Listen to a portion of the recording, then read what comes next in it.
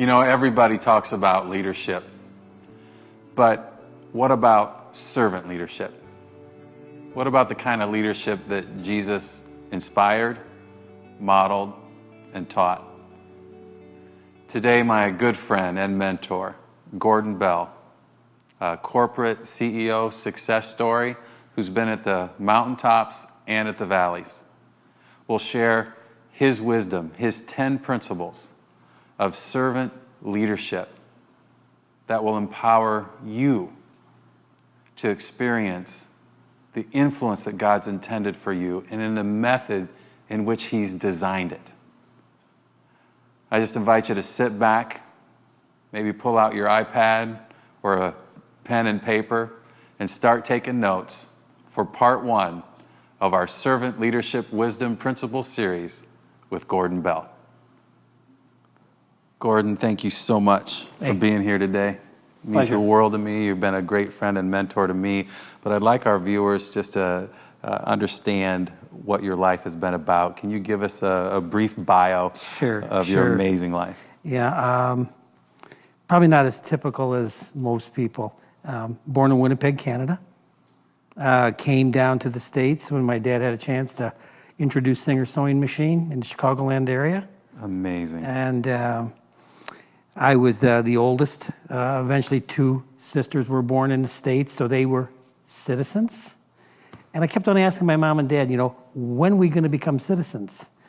My mom's from Scotland. She met my dad in the Battle of Britain, and he was in the Canadian Navy. Amazing. And I've also been able to trace that, and I know when the ship was in port and everything. Found all different kinds of things on the internet. And I thought I was kind of special, you know, I wasn't a citizen. I'd show my friends, you know, someday. And so I met this lady at a restaurant. She was a waitress with my mom. My mom was a waitress. And she was really the last waitress I dated. I was the busboy in the restaurant. And during our dating, she's kind of had 3 goals, you know. Be kind of nice if you joined the church. Kind of nice if you became a citizen. And kind of nice if you had no debt. I will never forget the second date. I said to Pat, I said, what are you doing on Sunday? She said, well, why do you ask? I said, I'd like to go out with you. She said, 9 o'clock would be fine. I said, that's kind of late.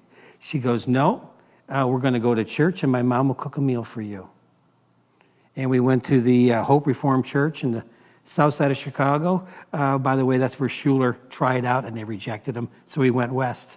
I know that story. Yes. Oh, my. Yep, it was one of the old Dutch Reformed churches in Chicago. And so little by little, you know, we said, you know, what about this debt thing?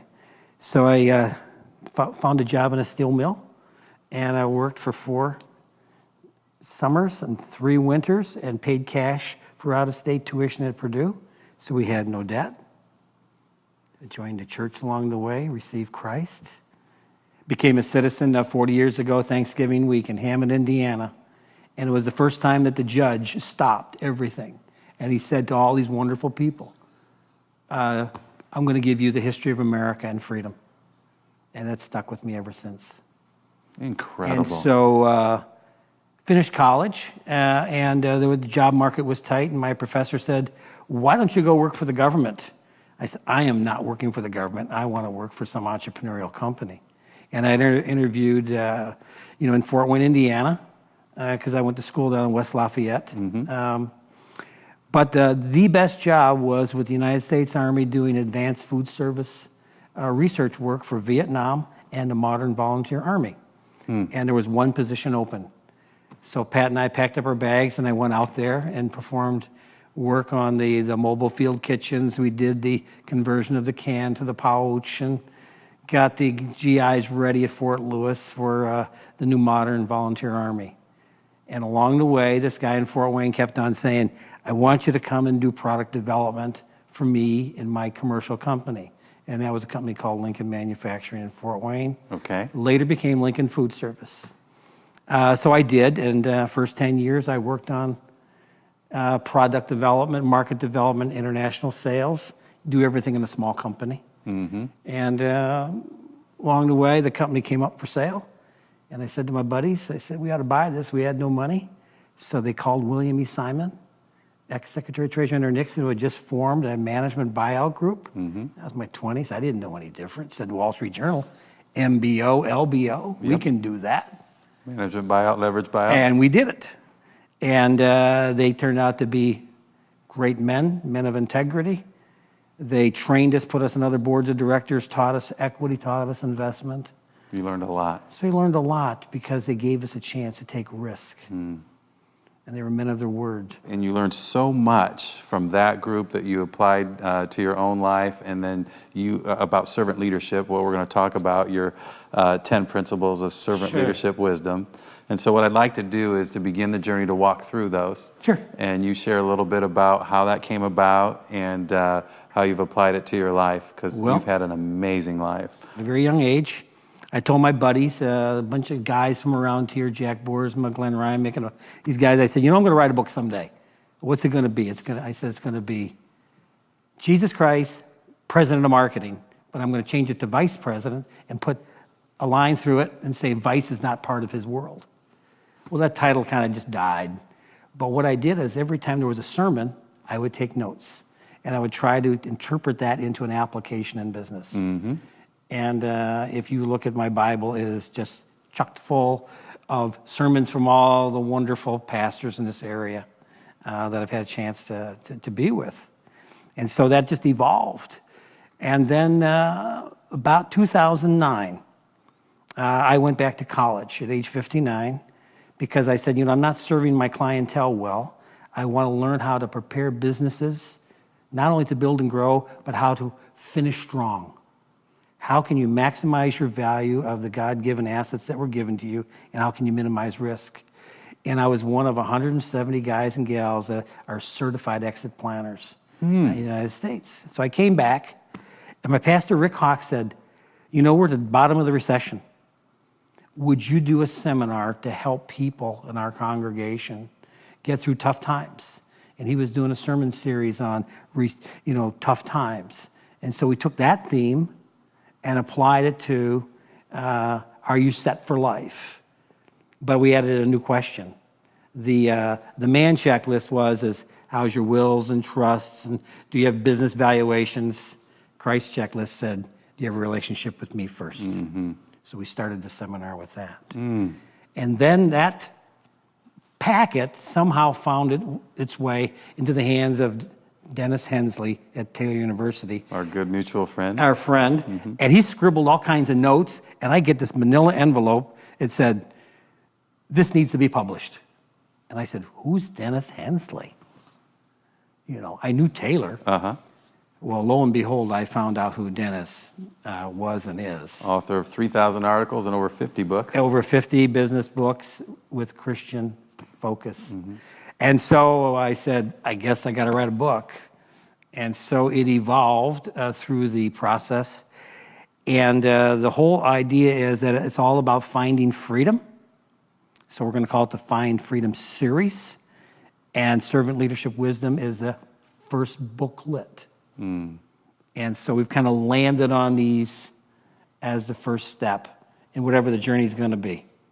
Awesome. Are you ready to go through the 10 principles? Sure. Love God, love people, love your passion. Number one, love God, love people, love your passion. How'd you arrive on that, and why is it number one? Because it's number one.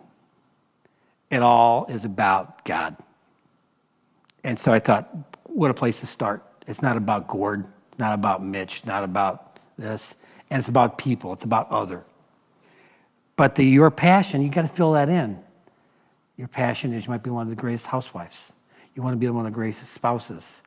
And I got this from a buddy of mine that's got a great advertising agency in Fort Wayne. He says, love God, love people, love advertising.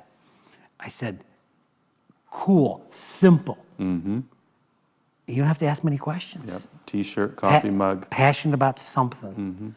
And so it stuck. And so I thought, what a way to lead. And you attempted to lead that way in business, in the marketplace. This wasn't just like a church ministry idea. Well, went back to that opportunity I had to be with Robert Schuller. If you're going to serve others, how are you going to do that? He said, man would say, find a need and fill it. Nope. Jesus say, find a hurt and heal it. So if you love God and love people and you can work with their hurts, you can develop a better product. Most inventors work on things when they say, shucks, it doesn't work. Time to invent. Amen. I've come up with a few questions when I work with kids on helping them discover their passions, and one is, what gets you going in the morning? What would you just love to get up, Right. to do? What keeps you up late at night? Yep. What makes you cry? Is there something that just absolutely gets to you? And then I think it's Collins and Porras that say the three things you should do when you're figuring out your career is what are you the best in the world at, what's your economic engine, and what's your passion. So I think you're really on to something there. So anything more on principle number one? I got a phone call from one of our guys that was in the hospital sick. And I was president of the company in those days, and I thought, why is he calling me? Why shouldn't he call his supervisor? And I said, how are you doing? And I said, I'm in the hospital. I said, well, I know you are. I said, I know pretty much what's going on. We only had 400 people in the company. It was like a high school class. You kind of knew everybody in the shop. He said, well, I'm calling you because I've got AIDS. I said, okay. I said, how are you doing? And I said, where are you? He said, well, I'm down at the Lutheran Hospital. I said, can you take visitors? Yeah, I said, I'll be right down. And so, in those days, we had those big cell phones that were like bricks. Yep. I'm calling the personnel Hurt department. your arm when you held it. I'm calling the personnel department. I'm saying, find out why he called me and all this. But I said, here's one of our people that are hurting, and he wants to come back to work. So I went and sat with this particular gentleman, and nobody was in the room. And I got to a point, because I knew him. I knew all the guys and gals in the company. I said, are you right with God? He said, I am. I said, good. Didn't ask any more than that. I said, what do you want to do? He said, I want to come back to work. I said, well, you're sick, you can't come to work. You're healthy, you can come back to work. He said, you know what? I'm an industrial engineer, and I do time studies on the factory floor. And people are going to find out the sickness I have. I said, yeah. He said, I think I'm going to be discriminated against. I said, we'll see. And I said, I'll make sure I'll talk to the management team. And his reentry was great. And I would see him, and I would kind of go like this, because he didn't report directly to me. He reported up through a manager of engineering to a vice president, and up the traditional organizational structure. And so things were going great. And he was, in remission. And then one day he comes in my office. I had an open door policy. And he says, Gord, I go, what? He says, I hate to do this, but I have to sue you. I said, is there anything else you want to talk about? And I had a coffee mug in my hand. He goes, no. I said, have a good day. And of course, I was very upset. Oh, yeah. I said, what did I do wrong? I love the man. Well, fast forward, it ended up in court. It lasted 10 years. It went all the way to the state Supreme Court. Cost both sides lots of money, and I thought, where'd he get his money? Well, we were set up as a test case. My goodness gracious. He died on my birthday, 10 years later. And he did not use all his medical benefits. They were discriminating as we had a cap on AIDS. We had a cap on pregnancies and all this. So our management team was tested. My goodness. And went all the way. And we had some incredibly great, wonderful Christian lawyers in our town that represented us well. But you get tested. You sure do. Love God, love people. Oh, my. Go to the wall. Mm-hmm. That's powerful, Gordon. Number 2, ask what is your vision, then ask where are you in the journey, and then listen. Okay, the Rockefellers. There's a wonderful book by Vern Harnish. And Vern is one of the top consultants in America today on how to get everything on a one piece of paper strategic plan. But he says the Rockefellers had a secret in all their investments. Mitch, tell me your vision. And I sit and listen. Mitch, where are you in the journey towards your vision? Now you can ask an employee, spouse, child. And that's how they would find ways to help. Okay, he's just getting started. He might need capital. He is building and growing. He might need a new building. He might be towards the end. We need to find a way to maximize shareholder value. So instead of saying, you want to buy some private equity, you want to buy and sell a company, no. I ask a CEO and his management team, what's your vision? Where are you in a journey? Where's your hurts? That is really insightful. Those are the Rockefellers. You see why? Very devout. Yeah. They were reformers. Mm-hmm. And very successful business people. Yes, but they shared. Yeah, they did. Yes, they had, but they shared. Very philanthropic. Yes. And a couple of them were car collectors. So. No doubt. I think vision is one of the most important things. It's interesting. You've gone point one. Principle one is about the heart, and principle two is about the eyes, or the eyes of the heart, if you want to be technical about it. But my business professor said, Mitch, this is after I sold my business and I got my master's and doctorate, and I was volunteering as a teaching pastor. And Doc Leonard, who's written several textbooks, business textbooks, said, Mitch, what's your vision? Where in the journey? And do you have a map? Because he says, Mitch, if you don't have a map and don't know where you're going, you're not going to end up there. That's right. And I tell you what, this is one question that I really wrestle with on a daily basis, on what's next and where's God leading me. I think Jesus was very clear with his vision. He was here about the kingdom of heaven, his rule and his reign and his will in the lives of people. And he was very intentional. So I want to be as intentional about my life as he was. And I can ask CEOs, I can ask my spouse, what's your vision? And you know what? That doesn't mean you can't change it. Right. But you say, I put a stake in the ground and I work towards it, knowing it's 3 steps forward, 2 steps back. Mm-hmm. Sometimes you got to go around end. Mm-hmm. Never take your eye off the vision. Mm-hmm. Now, the ultimate vision is Christ. Yes. And being with him in heaven. Yes. I fix my eyes on Christ, the author and perfecter of my faith. Number 3, surround yourself with people who are smart, want to win, and have fun. And fun is more important than ever before. But this one came from the Marriott family. When the elder Marriott got to the point of saying, I need to turn the reins over to my son. Mm-hmm. This is JW to Bill. Yep, to Bill, okay? He had this long list of things, and by the way, prayer was in there, allocating 35% of your time towards not anything other than thinking and being available to your team. But this was his best one-liner, I thought, is surround yourself with people that are way smarter than you, more disciplined than all that, because then you can share and be participative in your style. Bill is one of the most humble, mega business leaders I have ever been around. Another car collector came to an auction, and the fire marshal was getting kind of upset. This is in Monterey, California. Too many people standing around a car in too small of a hotel ballroom. And they made this announcement, ladies and gentlemen, you must take a seat. Bill Marriott is standing there talking to me, and he hears the announcement, and he immediately sits on the floor.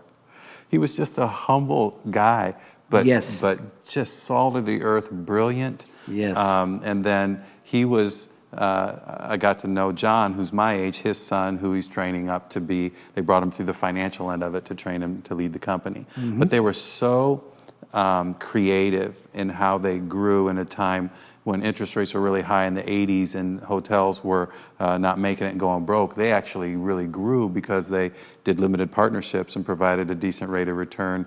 And they're just really creative people. Mm-hmm. And they still are very successful today. Long way from being an A&W root beer. Right, the Marriott the hot shops mm-hmm. is kind of where it started. Mm-hmm. Being in the food equipment business, they were a wonderful customer of mine. Their chefs always specified our products, and so we had a chance to serve them too. But I thought that was one of the best one-liners that he had put in his letter to his son. I think that there's something inside of us. It's probably insecurity. Control and insecurity tend to go together. where we struggle with hiring people who are smarter than we are around us.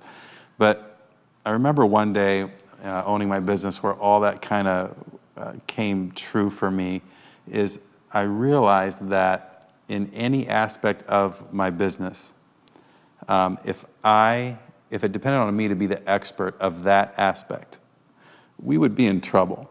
Yeah. I do what I do well, and then I got to have people who can do what they're doing with excellence and don't need a whole lot of guidance. So I just think that's smart and want to win. They got to know what the goal is, and then to have fun. If you can't laugh along the way, I mean, it's going to be a long life. Yeah. Let me tell you, the first, call it professional CEO position, we had a chance to buy our company. We were a subsidiary of Alcoa. And most all my partners were ex-Alcoans, and I was the new guy on the block, having been recruited from the military. And so our vice president of manufacturing, Bill Thomas, ran Alcoa Tennessee operations, where they perfected the easy open-end Papa Top. Roy Rentz, I'm very familiar with those. Roy Rentz, my chief financial officer, was the head of traveling auditor for Alcoa, had seen everything. Jim, my partner, had one of the most significant IT positions in the corporation. My head of sales was a World War II submariner and had gone down with one ship in the Pacific and got out on the next one. My mentor, Sandy McLeod, was the chief industrial engineer from Alcoa. I was 34. They were 20 and 30 years my senior, and they decided to make me president. What a team. And so I was blessed with wisdom beyond wisdom and experiences. So it was just a matter of harnessing that into the vision of build and grow Lincoln.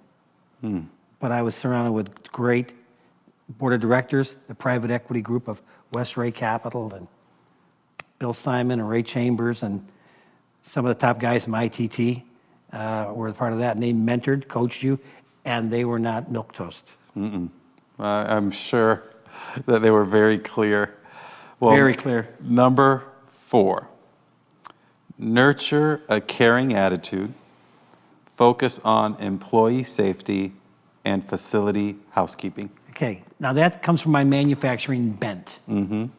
But you know, if you think about housekeeping, before you have a guest over, what happens?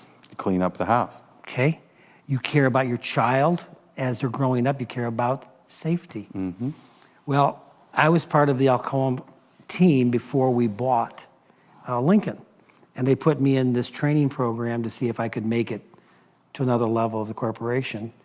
And they made such an emphasis on safety that they took the number one guy in the world, a guy named Jim, and they said, you are the best works manager we have, which means a guy could run a very efficient, huge operation. And we're going to put you in charge of safety worldwide. Now, in some companies, back in the 70s and 80s, safety was like, okay, here's a nice position. Alcoa said, safety is going to be equal to quality, is going to be equal to on-time delivery. And by the way, if you do those things, you should make a profit. And they have to be balanced. So Big Jim came into our class of 35, and he had his grandbaby in his arm. And he says, you know what? You're 21 and you're in the factory. You're 41, you're in the factory. You're 61. Why don't we treat the old people like we do children? Keep their hands out of harm's way, et cetera, et cetera, et cetera. Long story short, years later, I took over a company in Lincoln Park, Michigan, where a man had just been crushed to death. I was asked to be president of a big holding company. And I thought, man, this company has got trouble. Well, I found out that their quality was inconsistent. Their on-time delivery was terrible. It was a shambles. And I went and met everybody at their work center, third shift, second shift, first shift, then management. And I said, I'm Gord Bell. I'm the new president of the holding company. What would you do if you were me? And then I shut up. What a question. I finished third trick. Second trick, first trick. By the time I got to the management meeting, I was shaking. The problem was not the union. The problem was management that stayed in their offices and didn't care. They had a hard heart.